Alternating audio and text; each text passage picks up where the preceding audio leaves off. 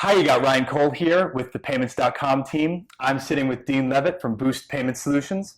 Dean is fresh from a panel called What's Really Broken in B2B Payments. We had a number of interesting comments right off the bat. One of the things that I wanted to bring back into our discussion now is the conversation we had about, what's broken or what's different about standardization within commercial cards and what's causing friction there, because we had a number of interesting insights and I wanted to share some. Sure.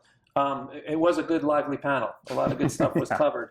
One of the things that creates some friction in the commercial card acceptance arena relates to single-use products and ghost card products, where suppliers need to access data, utilize login credentials, hunt for the card data on various portals, and that does create some friction. So I think the element of standardization or a platform that can appear to standardize these transactions is very much needed. And frankly, that's why Boost Payment Solutions developed Boost Intercept, and it does exactly that. It uses proprietary technology to receive all of these payment notifications and transform them into a buyer-initiated payment transaction for the supplier. So the end result is the supplier doesn't have to hunt for those card numbers.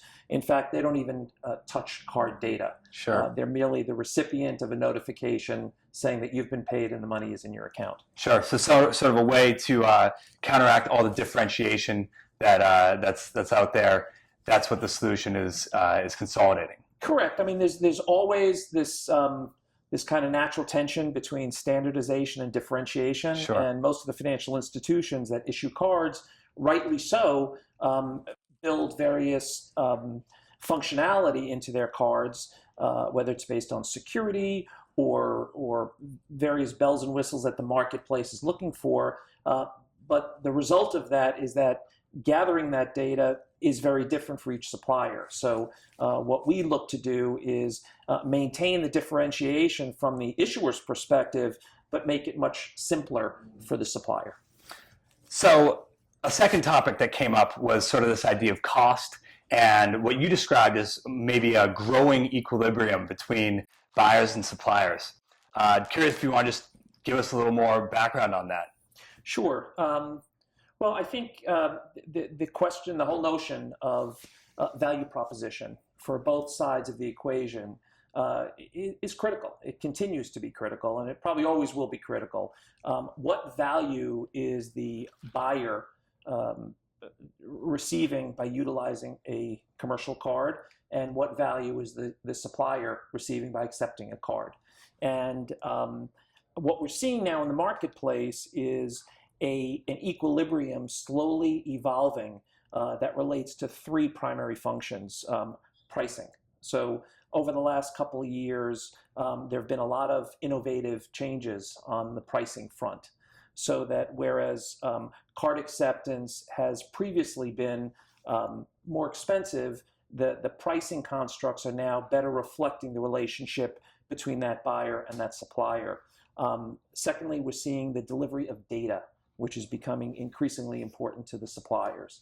And we're also, lastly, seeing a automation so that both the buyer and the supplier are having a much easier time processing and receiving the card transaction. So those three together are working to create that equilibrium. It's not 100% there yet, but I think the movements we've seen towards equilibrium among all of the stakeholders in the card acceptance and card payment arena has been substantial, and I think we're getting very close.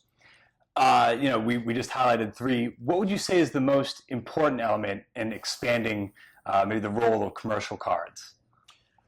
Well, I think certainly a combination of those two factors, making it easier for both sides to facilitate a card transaction, creating an equal value proposition for both sides.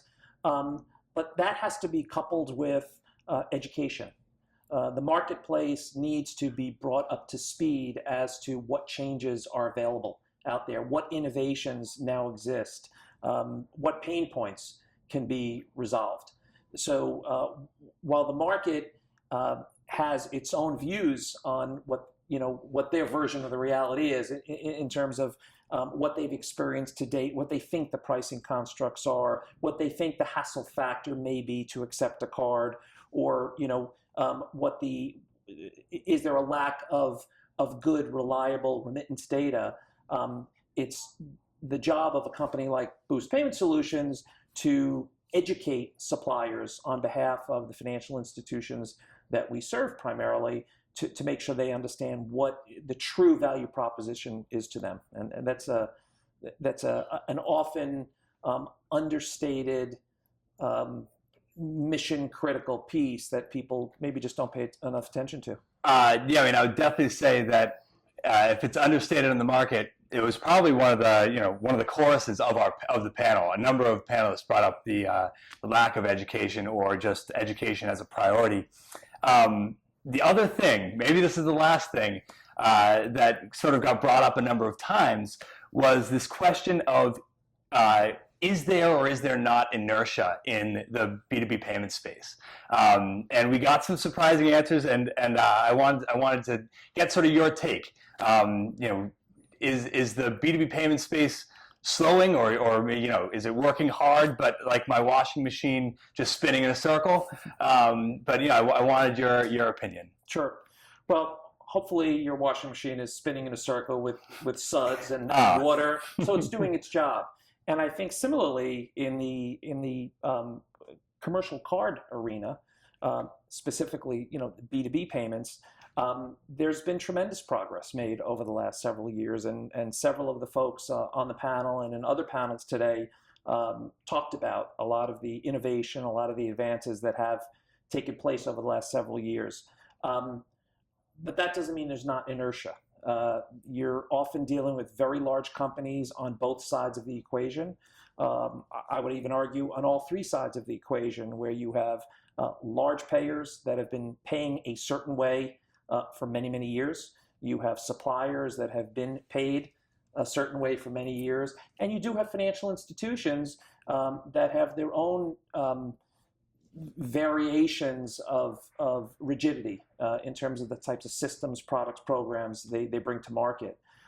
So there is some inertia, but what you're beginning to see is an increase of flexibility, of innovation, of realization by all players in the ecosystem that a business-to-business payment is very different than a consumer-based payment. Sure. And that realization is being reflected in a lot of actions across all these players. So it's a very exciting time for B2B payments, and I think you're going to see massive changes over the next couple of years that are going to even get us closer and closer to that goal of true equilibrium between a buyer and a supplier. Well, very cool. Certainly, we also think it's an exciting time in the payments industry. I want to thank you again for sitting down and sort of recapping some of the things we talked about today. Certainly, always a pleasure. My pleasure. Thanks so much for having me. Absolutely.